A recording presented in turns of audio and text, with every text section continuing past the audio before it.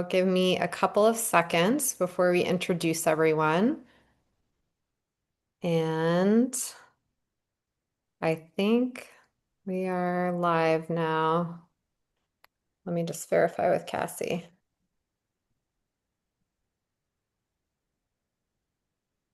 Okay.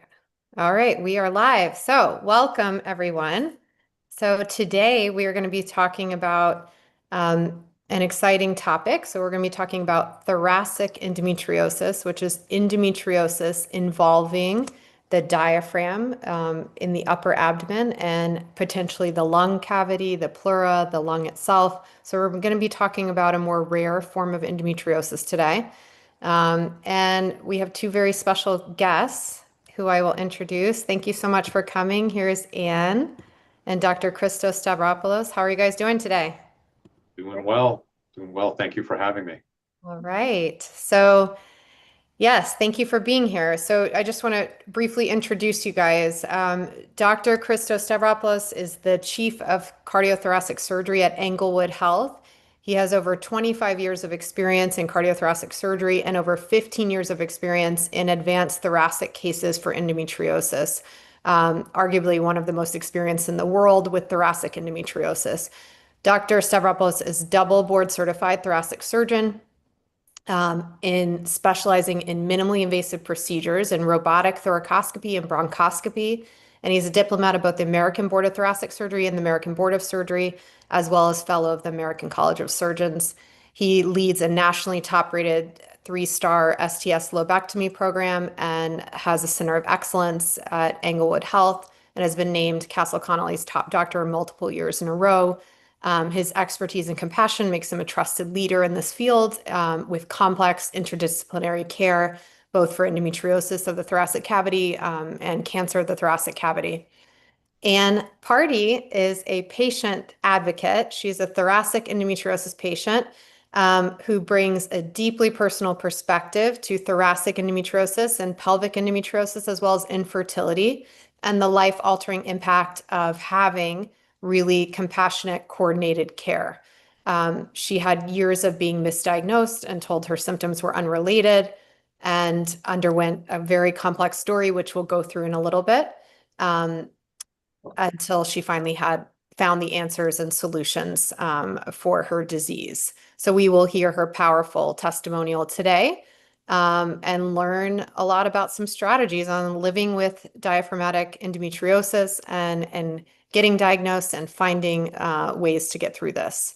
So without further ado, Anne, welcome, and we'd love for you to share a little bit about your story, your misdiagnosis, your symptoms, and what kind of led you to finding answers and, and getting this discovered. Of course. Hi, everyone. I'm Anne. Thank you so much for having me. So my story is long and what I think is somewhat unique, but I'm sure there's many people out there who potentially have similar symptoms. So we'll just kind of start from the beginning. In 2021, I was diagnosed with a hemorrhaging ovarian cyst with severe pain in my abdomen, went to the emergency room, and they just said, you know, it is what it is, kind of brushed me off, didn't look into anything further, and sent me on my way to eventually start fertility treatment. So in the beginning of 2022, I started off doing my first round of IVF. I did several of those with failed fresh embryo transfers. And after not having any success, I was referred to a surgeon to have an endometriosis excision surgery. And then after I healed from that, I did another round of IVF. That was another fail. Unfortunately, another fresh embryo transfer fail. After all of this, merry-go-round, it seems, of being on the IVF failure, I decided that I needed to look elsewhere for help. So my husband and I did a lot of research and found Dr. Goldstein. And the first thing she did in our consultation was send me for blood work and for updated scans of my abdomen and pelvis. And right away at the imaging center, they noticed that my right lung was collapsed. I had no idea at all whatsoever. Due to having an embryo transfer right before I met with Dr. Goldstein, I hadn't been very active. So I did notice that I was short of breath. I live in New York City, so I walk a lot. I walk everywhere, and I noticed that I was easily out of breath walking up the stairs from the subway, walking several blocks while walking my dog. Things that weren't necessarily normal, but I just kind of brushed it off. Like I just had an embryo transfer. I've been taking it easy. I would have never thought that it was my lung, and my liver and my diaphragm that were all impacted by endometriosis.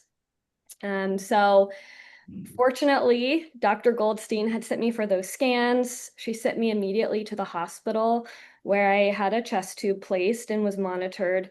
And I felt like the care that I was receiving from not only my new doctor, but at the hospital, everyone, it was just night and day. I felt like I was being really cared for and that there was somebody in my corner that really wanted to find out what was going on. It wasn't just let's fix the, immediate thing and put a band-aid on it. Let's dig further and find out what's going on.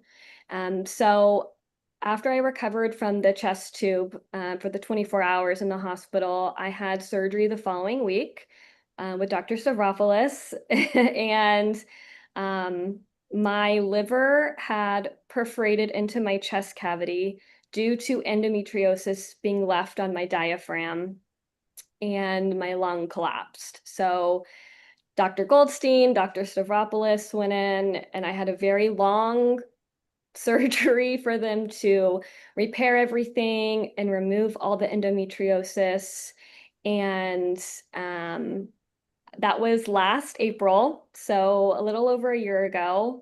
And I sometimes can't believe that it's been as long as it has. I feel so much better. I feel stronger. I'm continuing to do, all of the things that I was doing in my post-op. I'm still doing them. I still do physical therapy. I have my spirometer from Dr. Stavropoulos to check my lung. And so, yeah, I feel honestly that they saved my life, and I'm able to continue with a different fertility doctor at a different clinic, and I feel so supported. Everyone talks to each other. It is almost like I have this group of doctors who want to see me succeed, want me to be healthy, and they all communicate together. And it's been a journey, but I'm so glad to be here and have these doctors on my team and be my support. So thank you both very much. You're very sweet. This is not a promo for us, so you don't have to say that. But what I do want to highlight is that, and we didn't go into a lot of detail, Anne, but so Anne actually had two surgeries for endometriosis before I met her. She had one surgery that they went in to try to remove the fallopian tubes, but were unsuccessful. They found them, but could not remove them. It was too complicated. And she had a second surgery with a MIGS surgeon at a major academic institution in New York, where they went in to go remove the endometriosis and actually had both kidneys blocked by hydroureter and hydronephrosis. And she had ureteral stents that were placed in and out multiple times. So her second surgery involved a urologic surgeon, a bladder kidney surgeon, and a MIGS surgeon. But they also failed to remove the endometriosis and were not able to remove the disease from the ureter and kidney. And they told her that she needed chronic ureteral stents until she was able to have a baby and deliver, by which time afterwards you would have an open surgery in the abdomen, right, Anne? Laparotomy, hysterectomy, and reimplant the ureter. That was the plan. And their plan was to keep putting stents in you for years until they were able to go in by an opened incision and do this surgery, right? And so I think that's really important to highlight is that um, with endometriosis, these cases are quite complex and surgery took 9 hours.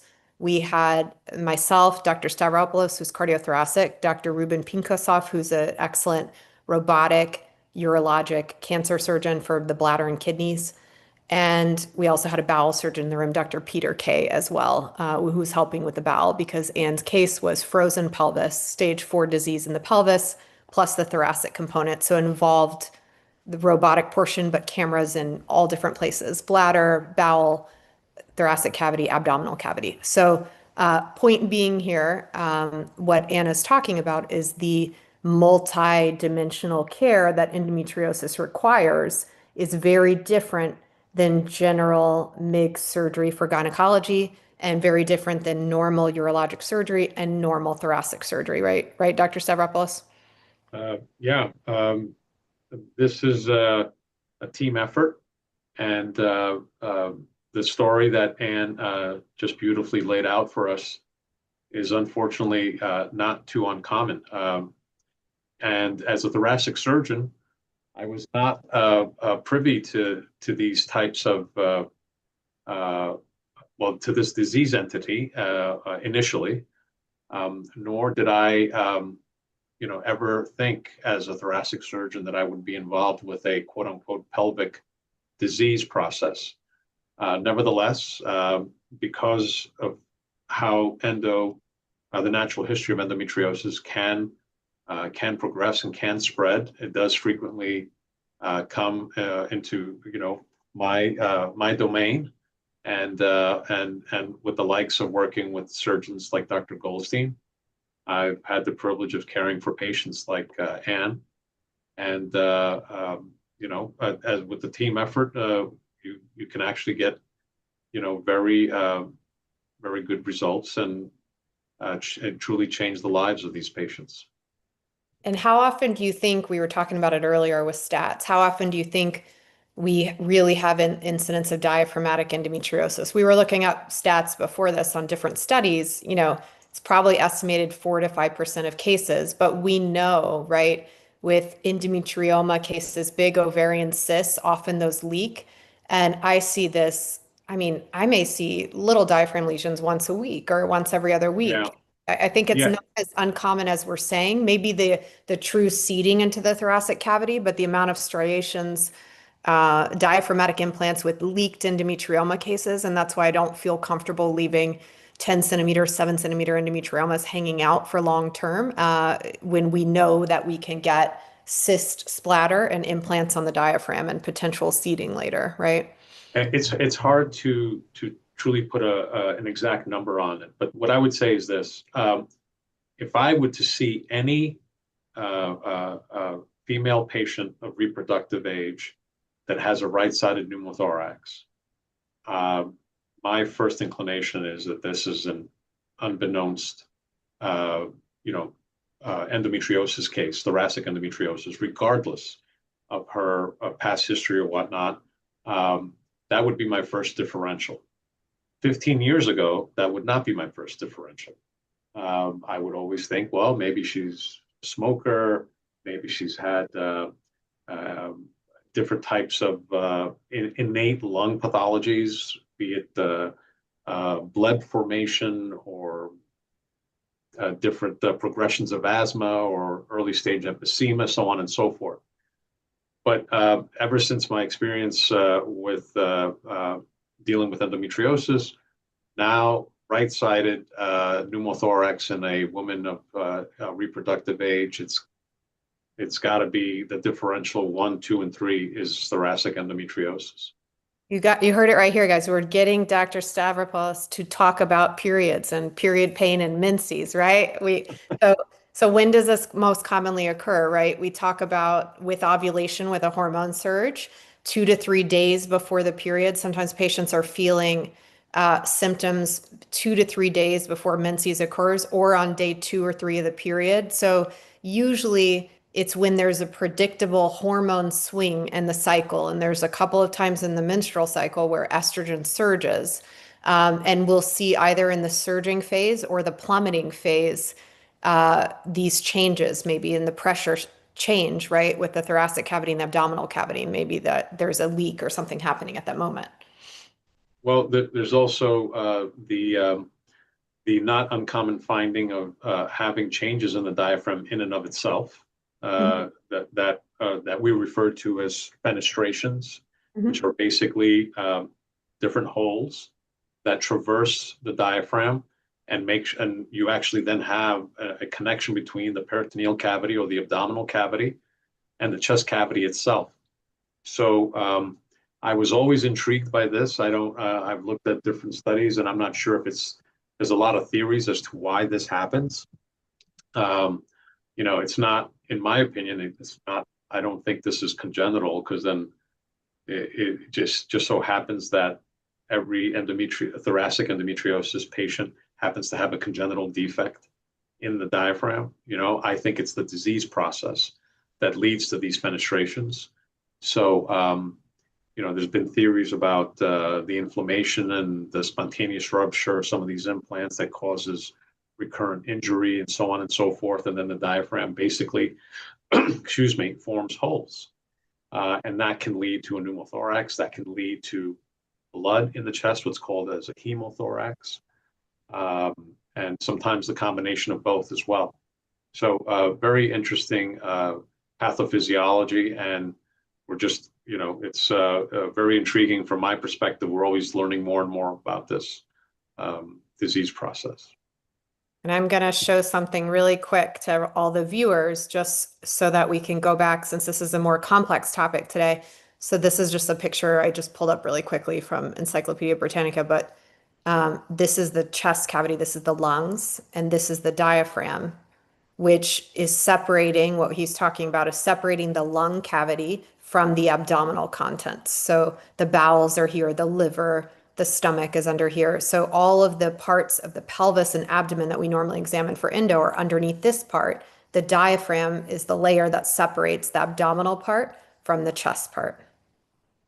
And right in the middle of that diaphragm, it's referred to as the central tendon. That's where we frequently see these holes that I mentioned. We refer to them as fenestrations that can lead to the transfer of air from the abdominal cavity and even from the progression of disease and whatnot, and then have the spread of the endometriosis get into the chest cavity proper. And if I may add, that lining of the lung itself up against the chest cavity, that there's a layer there that we refer to as the pleura, pleura, and there too is another site that endometriosis implants can frequently be found. And for people watching, I think it's good to talk about just a little bit technically how we do this surgery, right? So when we're looking robotically or minimally invasive laparoscopically in the pelvis for endometriosis, we're putting a camera access usually through the belly button and to look around the whole abdomen. When Dr. Stavropoulos helps on these cases, sometimes we're able to do this from below with those cameras in the abdomen, but oftentimes he is doing a thoracoscopy or a camera through the ribs, right? Do you want to give a Correct. background of robotic Sure. VATS or thoracoscopy? Sure. It's very similar to robotic laparoscopy, which many endometriosis patients have go through. It's basically using small incisions at different portions of the chest to be able to evaluate the chest in its entirety, and then also to deal with any of the issues that we encounter, be it endometrial implants onto the lining, the pleura, be it diaphragmatic repairs. Sometimes the endometriomas involve the lung itself. Through thoracoscopy, we can also take out the lesions off the lung. We can take them off the heart sac. We can take them off the diaphragm, repair the diaphragm as well. and the lining of the chest wall. If there's a hemothorax, we can obviously evacuate the blood and the fluid that is collected there. So basically, one-stop shop through robotic thoracoscopy. Okay, great. And let's see, let me get back to here. Okay. And how do you find, so how do we diagnose this before we go to the OR? How do we suspect this? We talked about it a little bit earlier. What kind of imaging would a patient need, or if they suspect they're having this and they're feeling short of breath with their cycle, they're feeling like they can't walk up a flight of stairs or down the block, or they're having sharp chest pain or shoulder pain, scapular pain, we'll see sometimes, right? What should they be asking for? Or if they go to an urgent care or an ER, when would you prompt them to go there and have an image? And what imaging should they have done? Yeah, great questions. I think the first and foremost is when you go to urgent care and you're short of breath. Now, if you're short of breath and you have a known history of endometriosis, like then it's almost pretty much not a certainty, but you have to suspect thoracic endometriosis. But let's just say that the particular female doesn't have a history of endometriosis, but she's having shortness of breath. Maybe she has, in conjunction with that, the shortness of breath correlates to her period or cycles. I think the best and first imaging to get is a simple chest X-ray. Chest X-ray can definitely delineate a pneumothorax or a hemothorax. And from that point on, if there is any of those findings, I think then you can go on to more detailed imaging, be it CAT scans or MRIs. The thing with a lot of endometriosis, unfortunately, is we're not always able to delineate the defects on the diaphragm or some of the endometrial implants on the lining or in the lung itself proper. Some of these things are unfortunately only able to be identified during the time of surgery. But there's other cases where patients sometimes have very advanced stages of endometriosis or large implants, and those could be seen with CAT scans and MRIs. From my standpoint, the CAT scan should be gotten if you do have if you have a pneumothorax rather, because you want to also start delineating other potential anatomical problems that could account for the pneumothorax. But in a lot of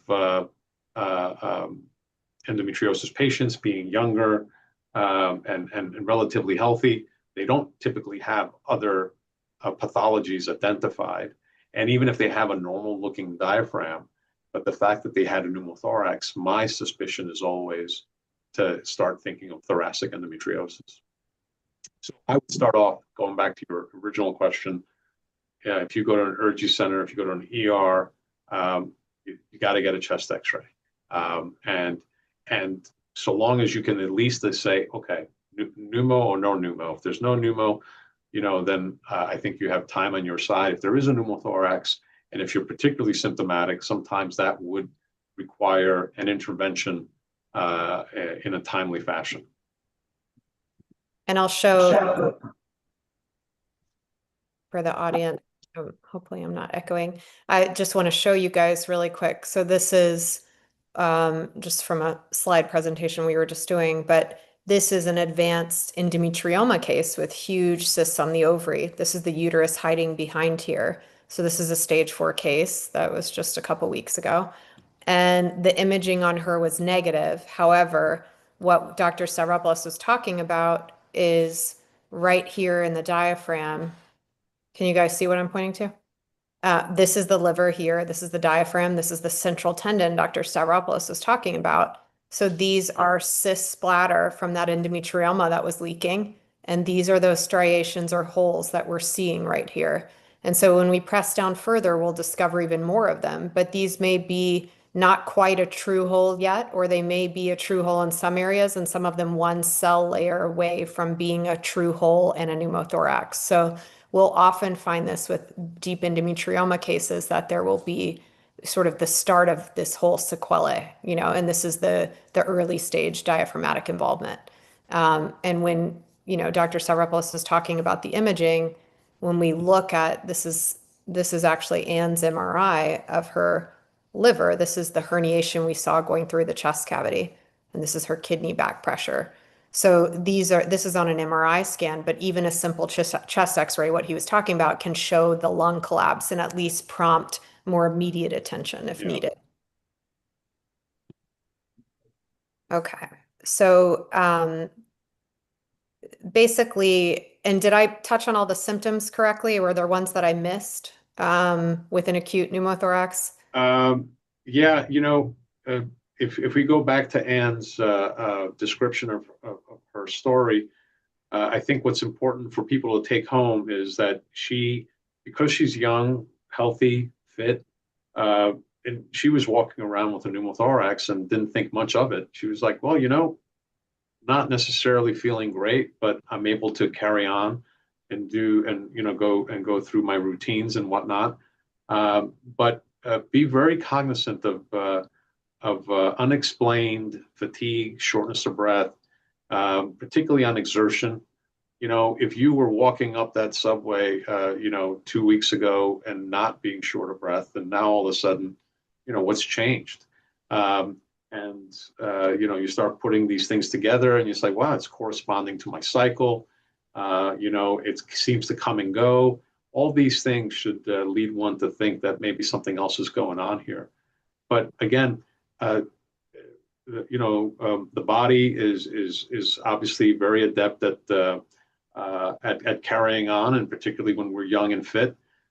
So you can have an unbeknownst pneumothorax, and it's something that potentially needs intervention, but still carry on. So it's very important that we all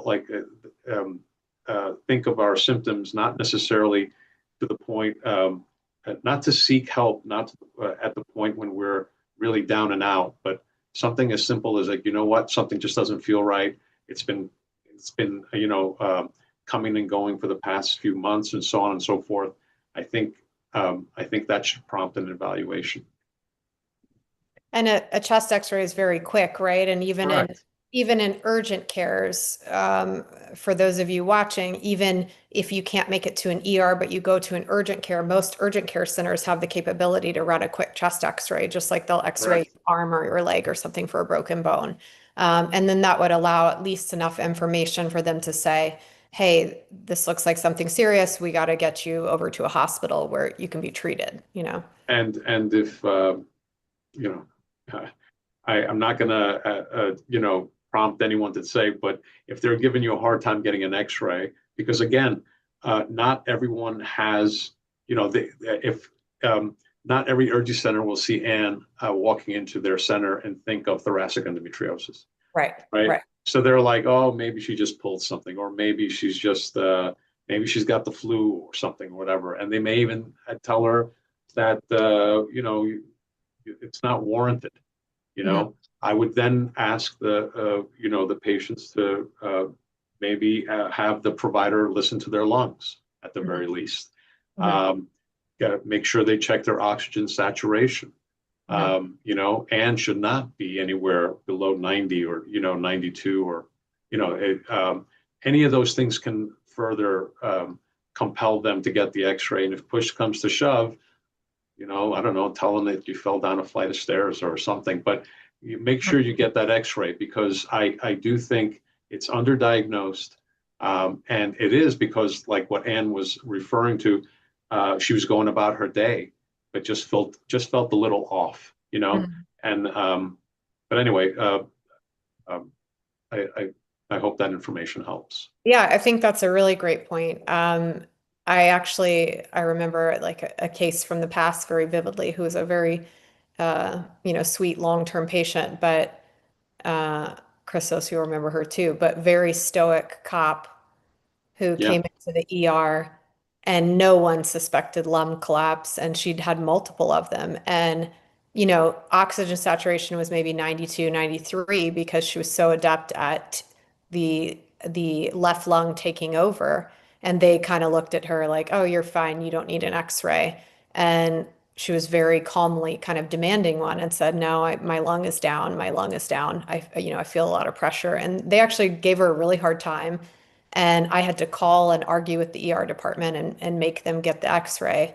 And they called back sort of shaking and oh, her whole right lung is completely down, and they couldn't believe it. They said, I'm really sorry. Like she looks so young and healthy and looks fine. And endo patients out there will understand, obviously, that unfortunately you're often gaslit because you look young and healthy and fit and maybe even thin, and you don't look like a picture of a chronically ill patient that has stage 4 disease that's really bothering you and causing all these terrible things like hydronephrosis and lung collapse. And so, despite how appearances may look, these things can be happening inside, and we know that because we see these surprises all the time. But to a normal, ER doctor who's ruling out emergencies, when you look physically okay from your face and you're not, in acute breathing labor distress, then they might think that you're okay and you don't have a lung down, right? Yeah. Right. So let's talk about, we talked about some red flags and what to look for. We talked about earlier, Dr. Stavropoulos, about, you made a really great point about these cases with diaphragmatic endometriosis. There may be small recurrences down the road. Even when you repair the diaphragm fully, we might see some setbacks, some small residual pneumos. At times of big hormone swings, we might see another little area again happening. And you were telling us earlier about the similarities you see with lung cancer patients as well. If you can sort of expand on that this is, Yeah.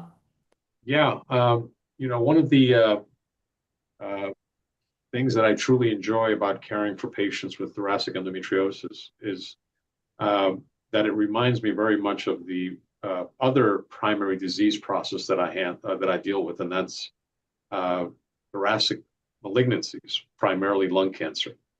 So on the surface, it doesn't look like these two disease processes are related, but they act very much in a similar fashion. They do present in sort of an occult fashion. It's not always screaming at you the diagnosis. That's one. Two, it does often involve shortness of breath sometimes. Three, there's a chronicity to it. It's not a one-stop shop, take care of the cancer and then the patient's done. There's always a follow-up. There's always a chance for recurrence. There's always a surveillance for progression. Sometimes there's additional specialists that are involved. There's additional medications, be it medical and or radiation involved. That it takes a team effort to kind of achieve optimal outcomes in both disease processes. There are many endometriosis patients that I have followed for even a decade, if not more. And there's many cancer patients that I followed for a decade. So the typical pneumothorax that is not endometriosis related, those patients are pretty much dealt with, and then I don't come into contact with them. They'll follow up with their primary cares or their pulmonologists, but they rarely ever need my services again. But endometriosis reminds me that way of cancer, because once I'm with that one patient, we frequently, unfortunately, have to stay in contact for a longer period of time. So there is a chronicity to the disease process. There is a progression, unfortunately. But if you have an optimal team If you have active surveillance and you're vigilant with surveillance, you can usually get ahead of it, and truly have a positive impact on the patient's lives. And I would say that, and our point with that is not to scare anyone, but it's the point is really to keep up with the surveillance, right? And I would say for the hopeful part of that picture is that I do see, we have a lot of patients together over the years, for the past 10 years that we have some patients that in stage endo and that finally underwent menopause or surgical menopause, and they're on steady state hormone replacement. And those patients are doing fantastic, and they have very little residual recurrences once we're finally in sort of a steady state hormone position, and I do think that you would agree with me on that. Like those cases now, if there's ever anything, it's a very small, subtle thing that may not even need treatment at this point, but it does need surveillance, And Yeah. so I think our point in this is that, yes, there can be some upsets and some minor recurrences. Usually it's not to the extreme of that first pneumothorax, right? Sometimes Right. smaller scale, and they may not even need intervention, or you may need to do a second surgery and Sometimes second surgery, sometimes minor intervention, sometimes surveillance. Mhm. But the key is, one, I do think that the endometriosis patients, particularly thoracic, have very, very good insight into their body, and what they're feeling. They can, they know when something is off. Mhm. So I listen I follow their lead, Mhm. for the most part. And if Anne were to ever call me and text me, whatever, something is, I know it's real because she's felt it, she's been through it, she knows it. It's, it's not her trying to just bother me. It's something that, is real. So, so I pay very close attention to that, and that's what prompts the evaluation, the imaging, so on and so forth, and that's how you stay ahead of the disease process. And over time, like you said, we get into this hormonal steady state, and things kind of work out. But yeah. And you touched on it earlier. You felt short of breath when walking up the stairs of the subway. That was sort of your how you felt when you had the lung down, right? And we know, looking back at your picture, you had had an embryo transfer 2 weeks prior. You had had I believe a Lupron trigger, a hormone shift that was drastic. And that's when you first started noticing that change in those symptoms. So, and if you want to touch on that, I've heard patients say they feel a bubbling, they feel a crackling, they feel shoulder pain, scapular pain, short of breath, sometimes an elephant on the chest, sometimes it's like the stairs, what you're saying, and or the walking on the block or simple exercises that didn't used to bother them before. Those are all sort of the things that I've heard. But Anne, you can touch on if there's anything else you feel as the patient, when you're feeling this.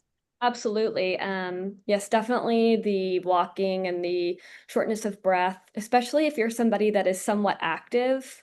I'm not a runner or anything crazy like that, but just that, mild difference in how I felt. I knew something wasn't quite right.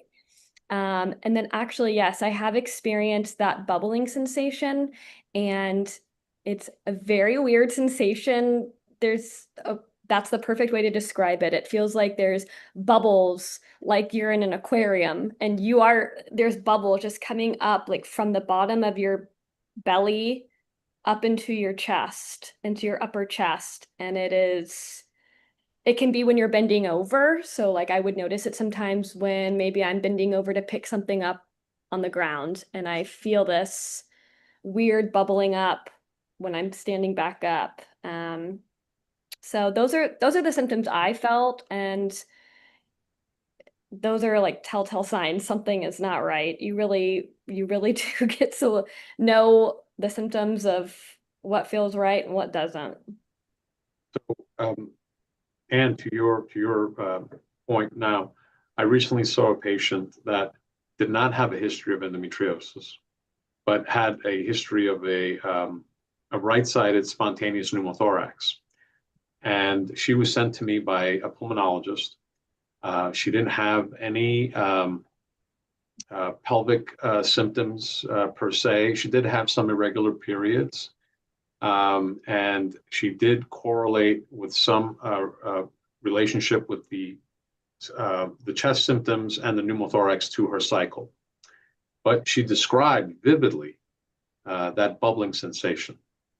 So we, of course, I said to her, it's going to be thoracic endo. And sure enough, when we did the procedure on her, she had her central tendon of the diaphragm on the right side had a multitude of fenestrations, completely open, even more pronounced than the one that Dr. Goldstein was showing just a little bit earlier, where there was a connection between the peritoneal, the abdominal cavity, and the chest cavity. And I can see, and then of course, we took pictures and showed it to her. And so she wasn't crazy. She wasn't, feeling things that, or just making it up, or so on and so forth. This was real. There was a true air transfer and that bubbling sensation. And she mentioned it just like you did. It was positional, and it felt weird and whatever, and so on and so forth. And 15 years ago, if I heard that exact same description, I would think nothing of it. But now I know better, and hopefully, hopefully we can we can educate more and more patients.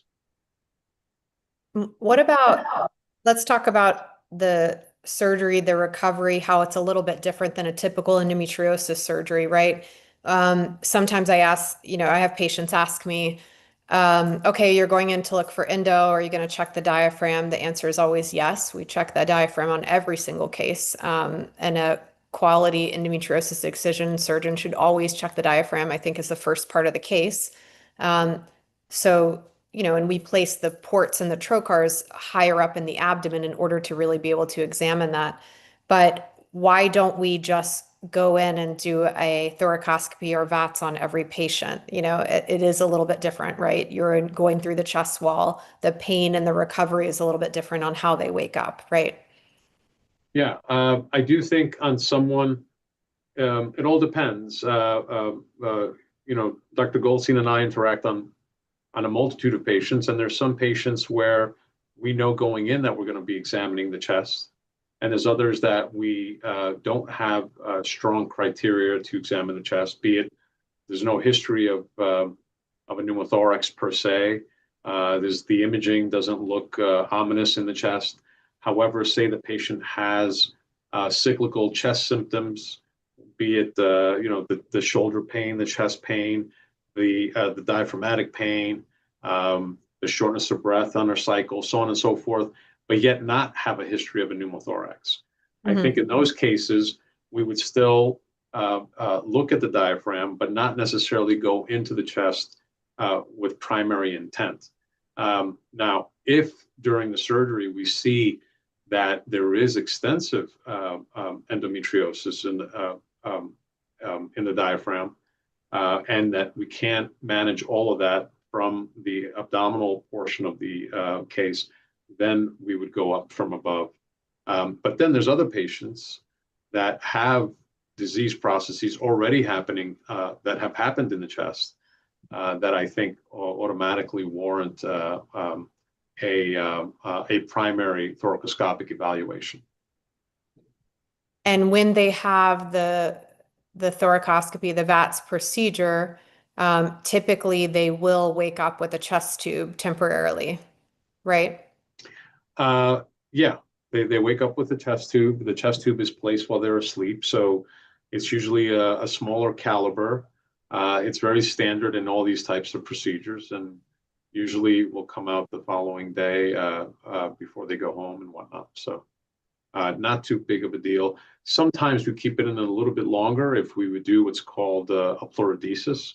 That entails irritating the chest wall lining so that the lung can actually stick up and try to mitigate any further pneumothoraces in the future. In that circumstance, perhaps the chest tube stays in a day or two longer. And what kind of things do they need to be concerned about, like traveling after this kind of surgery? Yeah. Um, you know, uh, that's a good question. I get that asked all the time, regardless, even in non-endometriosis cases. Um, and and and it is a real concern because there are pressure changes when you're 30,000 feet above,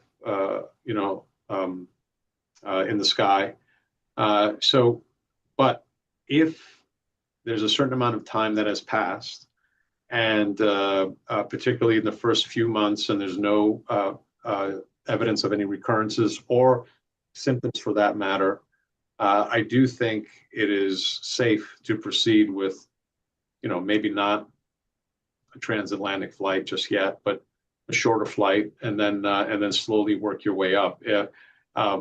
These patients shouldn't be subjected to not living, a normal life, but they do need to have some precautions, at least from the onset.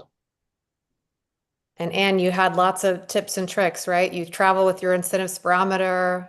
You have us Yeah. on speed dial when you need, right? And you worked your way up to some bigger flights, right? Right. What was the first flight, Anne? Was it like to Chicago or? South Carolina, right? Yeah, my first flight was, yeah, to Hilton Head, a much needed extended family gathering post-surgery. And that went well, right? I remember you texted me on right when you landed, or even right before, and so, but I was pretty confident you'll be okay. So And you did some breathing exercises throughout the plane ride, right?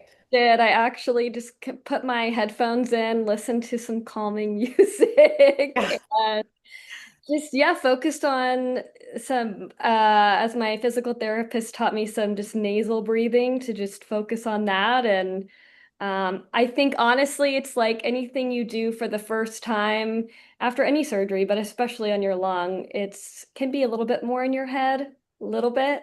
And so I just focused on that and I felt great. And yes, I did text the level I was getting on my spirometer. And I got a, you know, bicep curl emoji.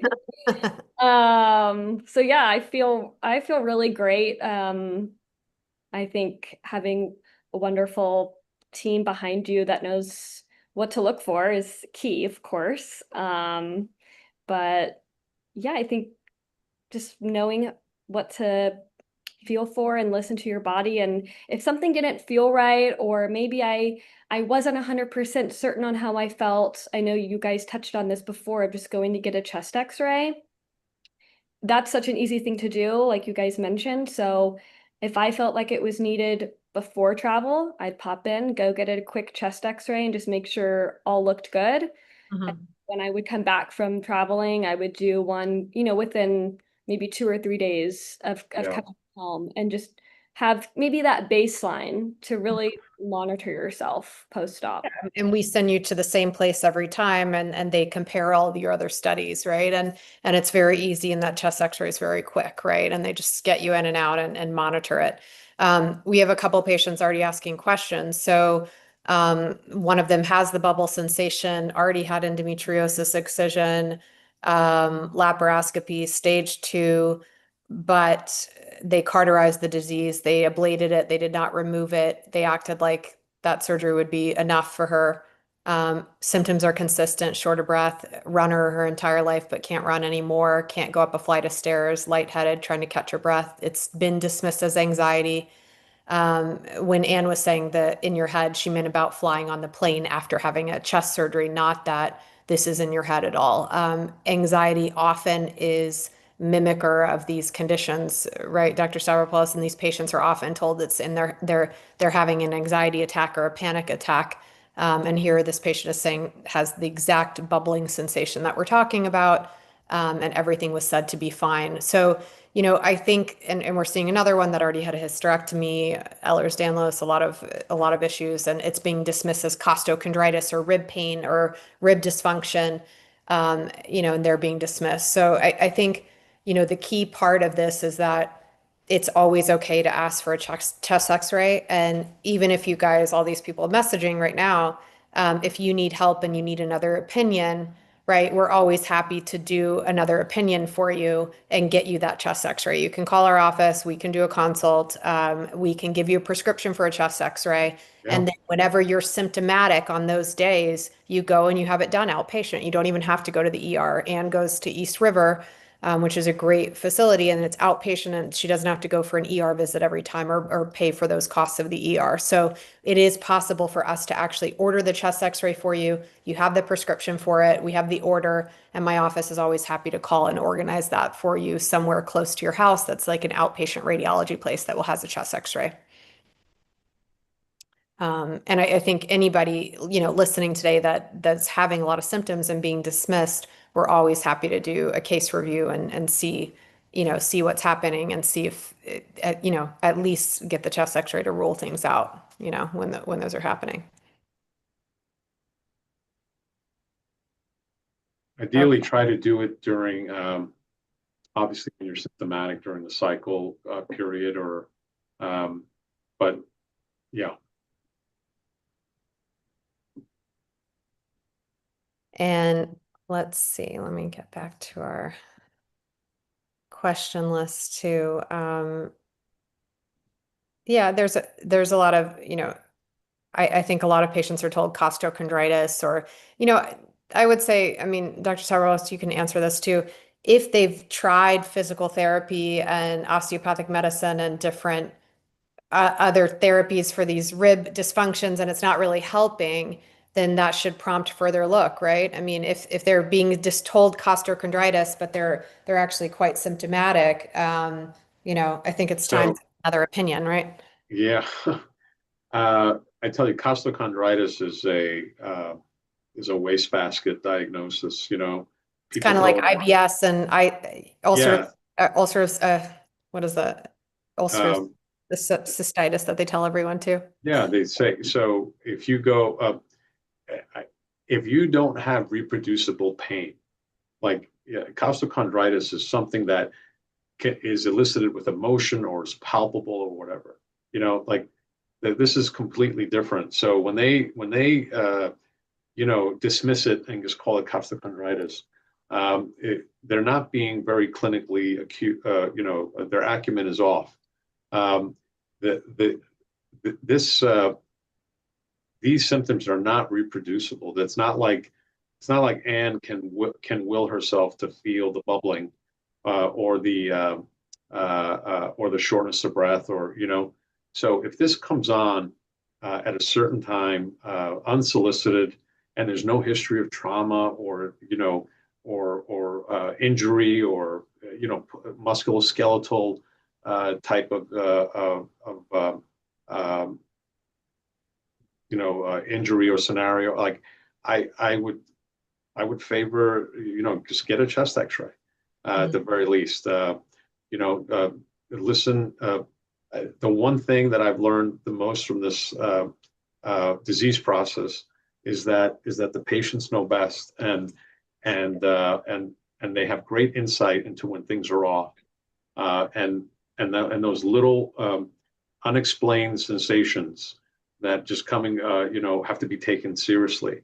And I do think that a lot of my colleagues, because they're not trained or they don't have experience in this disease process, it doesn't come to top of mind. So they're not dismissive because, in a nefarious way. I just think it's because it's just experience. And I don't recall ever in my cardiothoracic training where we had a chapter or a lecture or a seminar or a symposium on thoracic endometriosis. This has come to me all after the fact. And that's because of interacting with doctors like Dr. Goldstein and patients like Anne. So thank you guys. I've learned more about this through you guys than actually that I did in my training. And I'm actually learning more and more from you guys every day. And with every case. And I think that's you flatter us, but that's the importance of really team collaboration in endometriosis surgery. If we can take away anything from today for you guys, is that, the best endometriosis surgery is really when there is a really there's a qualified team there. And I like to say all the time, I am no one, absolutely no one without my team in the OR. I have a big team in the OR, right? I have Good. a PA that has 15 years of experience. We have anesthesiologist, CRNA, nurse, circulator, a scrub that's handing us all the instruments. We have Dr. Stavropoulos, who's cardiothoracic. We usually have a bowel surgeon on standby or in the room, urology available. There's so much of a team that's involved because this is a multi-organ disease. And so even when we are trained in removing it, it is imperative and reduces your risk of complication to really have all of those team experts and friends involved in the case, right? Endometriosis surgery is not a solo surgery. It never is. There's Never is. there's no God surgeon that's the best of all endometriosis that can do it all by themselves. It always requires a team. And I'm constantly always humbled by that and super thankful to have these expert teams available, right? And so if you feel like you're being dismissed and you just had a quick surgery with one surgeon and a quick laparoscopy for 5 minutes and they burned some lesions, then it does not sound like that's a team surgery, right? And if there's no specimens on your pathology report to report a endo, but they told you had it, then that means it wasn't removed. So there's some things to look at.